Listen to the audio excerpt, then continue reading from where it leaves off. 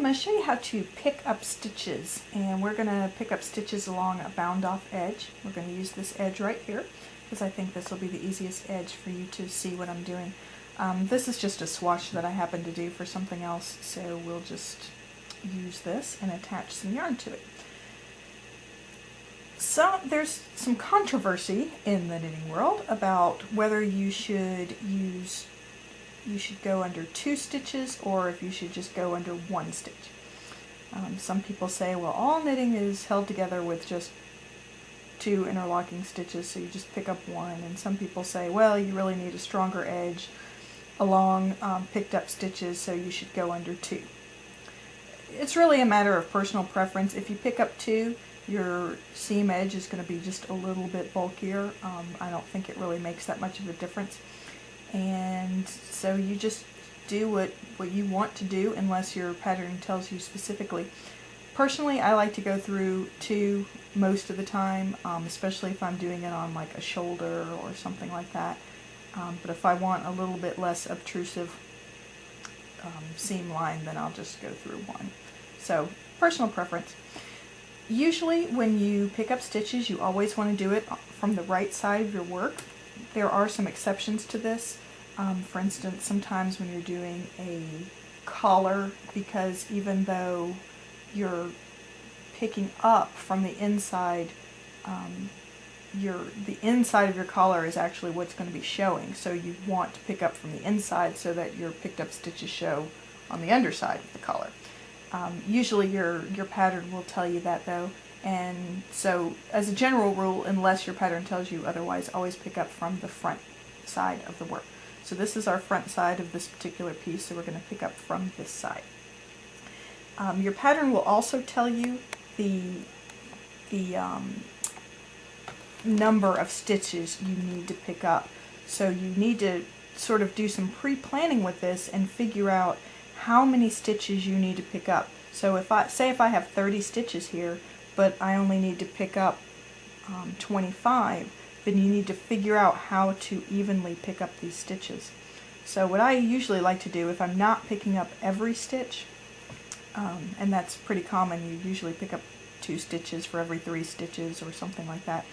What I'll do is I'll come in here and I'll mark my center stitch with a stitch marker, and then I'll mark my 25% stitch and my 75% stitch, just so that I know, okay, by the time I get to this middle stitch, I need to have half the stitches I need to have picked up. So that's just sort of a way to make sure that you're staying on track, because if you're picking up 300 stitches, you don't want to get to stitch number 300 and realize, you know, you've only picked up, you know, 3/4 of the stitches you need to pick up. So that's just a little pre-planning advice. This is not something you want to just rush into doing. You really want to figure out how many stitches per bound off stitch you need to pick up. So for the purpose of this, we'll just pick up maybe 1 stitch for every, 2 stitches for every 3 stitches. So, alright, well, we'll start at the end, or rather at the beginning, and we'll go under this, both of these stitches here on our bound off edge. If you were doing the side edge, it's a little trickier to do the side edge, but you want to go under both of your things there. But I think it'll be a little easier for you just to see if we do it on the bound off edge. So we're going to go under both these strands of yarn.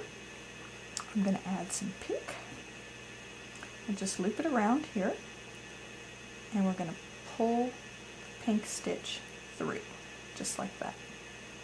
Okay, so what I say, we're picking up 2 for every 3, so we'll go to the next stitch,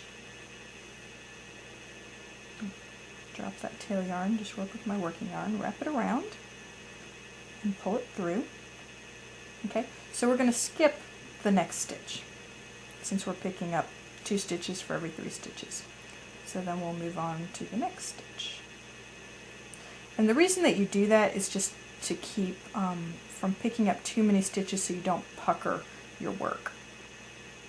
So again, you're going to go under those 2 strands right there, wrap around, and pull it through. Okay, we're going to skip our next stitch. If I was really doing this where I was picking up stitches on something flat, I would probably be picking up every stitch. But when you're doing it on something round, like say a collar or something like that, then you're probably not going to be picking up every stitch, just to keep it from puckering. Okay, so you can see how we're going along here, picking up stitches. And let me just pick up 2 more for you. Again, go under both those strands. Sometimes if you pull it too tight, it's really easy to not be able to see what you're doing. So if you just loosen up, then you can see that stitch a little bit better. Okay, so we'll just say that we're finished there. Okay, so that's what our picked up stitches are going to look like. And then if we're going to continue working, we'll just turn our work over. And I'm just using double point needles because that's what I have available right now. And we'll just purl this row. And if you mess up on these, they're real easy to take out. You just take out your needle and pull your yarn through, and then you still have your bound off edge, and you're ready to start again. So if you mess up, just try to realize it on that first row, and it's real easy to correct, assuming you haven't done 300 stitches. And this first stitch is going to be really loose, and that's just because we haven't woven this end in yet. So when you do go to weave in your ends, you'll pull this tight and weave in your ends across there. So that'll hold. It won't be loose forever.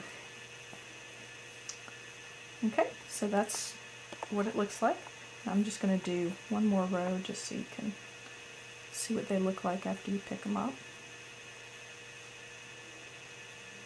And of course, you know, a lot of times when you pick up stitches, you're going to be using the same color yarn, but I was just using a different color just so you could see what it looked like.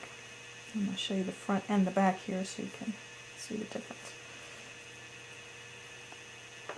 Okay, so this is the front of our work, and I'm pulling it a little tight here, but you can see how it's fairly seamless across there.